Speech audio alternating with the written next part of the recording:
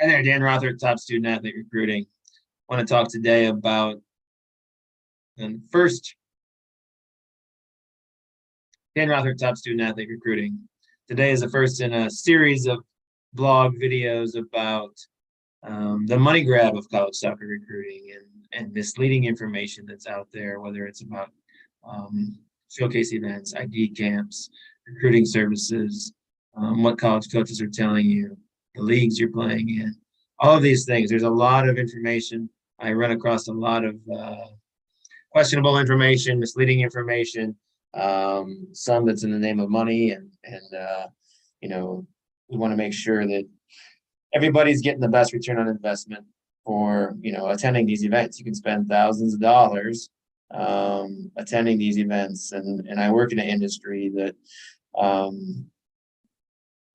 often gets accused of being misleading and not trustworthy and things like that. But my goal is to help prospects and their families find the right fit opportunities that are out there.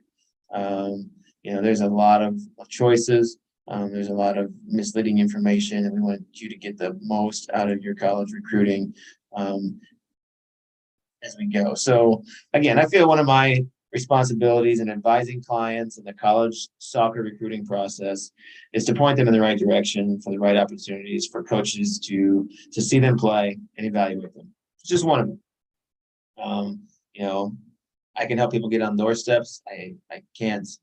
College coaches are going to probably want to see every person I see, that I work with or anybody works with see them play. Although, they can trust me to some extent. I'm not saying to not attend these events with your team for fun and development. But if you're seriously going to spend time and money on these events in the name of college recruiting, you need to get the truth, all right? You need to know what the best ROI is. You need to make some decisions. Don't just make blind decisions on, we're going to go to this tournament. We're going to go spend, it's $200 to play.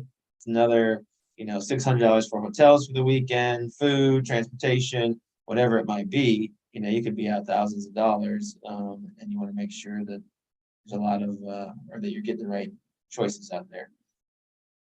I'm going to outline an example of how watered down showcases can be in regards to college coaches attending. All right. There are so many opportunities out there.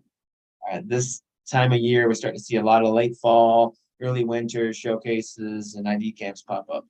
For instance, November, December, January are full of them. I want you to get the best ROI out there. You could spend thousands on this, and you need to make sure that you know what's going on. So personally, I like events that are local, that are one day, that are low cost, potential high return. You don't have to travel.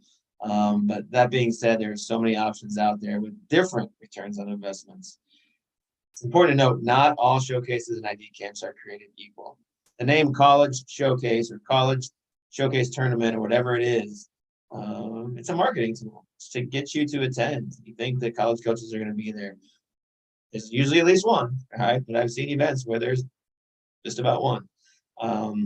Let's look at this. December 2nd through 4th, this upcoming winter, 2022. There are so many showcases that weekend, the weekend before, or the next weekend, including the major youth leagues, which most of the Division I teams will be attending. And most of these events will be watered down and have minimal attendance. All right, so let's look at this. The boys' side. Let's just use them as an example. On the boys' side, December 2nd through 4th, we have MLS Next, the MLS Next Fest in California. It's probably the number one attended event. We have ECNL Fall Showcase in South Carolina, right there with MLS Next. We have the National League Pro, that's in Orlando. College soccer programs typically have 2 to, depending on the level of play, the high level Division I's might have 4 coaches on staff, maybe 3. As you go down into Division II and Division III and AI, you might have 1 full-time coach, 2 full-time coaches. So if all 3 of those events are the same weekend, coaches are going to be, going one way or the other. In addition, there's colleges still playing that weekend. The top 8 Division I teams are still playing that weekend. They won't be at those events. The top Division III and Division II and AI teams are still playing that weekend. They're in the national championships and semifinals, quarterfinals, things like that. And then on top of that, we have minor events that same weekend that might have a small attendance of college coaches attending, maybe regional ones that can't afford to go to those other events, ones that might not typically recruit those types of players that go to the big national events. Maybe they're a school that typically recruits internationals or unknowns, things like that. There's a lot to break down. All right. So, that same weekend, we have Challenger Showcase in Kansas City. We have the Lou Fuchs Showcase in St. Louis. We have Sporting Storage Showcase in Dallas. We have the EA National event in Lakewood Ranch, Florida. Those would be much more regional. Typically, schools within an hour to 3 hours from there might come and watch if they're not spending all their money going to these other showcases, if they're not playing. And a lot of times coaches sign up for every event just to make sure they get the email names for their camps and to make money in the future. They may not even attend. I've seen, hey, I was at one this summer. I heard Indiana's attending this event. As Indiana's not attending this event, they probably signed up so they can get the email list so they can invite more kids to their camp so they can make more money for their coaches and things like that. Just, there are some vagueness, there is some misleading things to showcases and events and things like that. So you need to pick what is good for you. Like I said, I've been to showcases where there's very few coaches. And clubs are going there and name recruiting and clubs claim they're going to help get their kids recruited. It's a marketing tactic. It's a college showcase. All right. If you really want to be seen, I encourage you to attend events with a lot of college coaches. There's some great non-ECNL and MLS Next events, non-GA events if you're on the female side, if your goal is to attend college and play. Those things are out there. So you can, if your club isn't going to them, you can try to guest play in those events. You can reach out to the tournaments. Some tournaments have guest play registries, or you can reach out to the events directly and see if you can get in those. We'll talk about ID camps next time in this blog, but I think you can use ID camps in those areas of the schools you want to go to, or the types of schools you want to go to are going to be at those ID camps. Those can be good opportunities too, if you fit in with what they're doing. All right. Another thing, and this is in particular for parents out there, when you go to these showcase and events, take rosters of your team with you with player profiles, the contact information of every player, the number. Okay.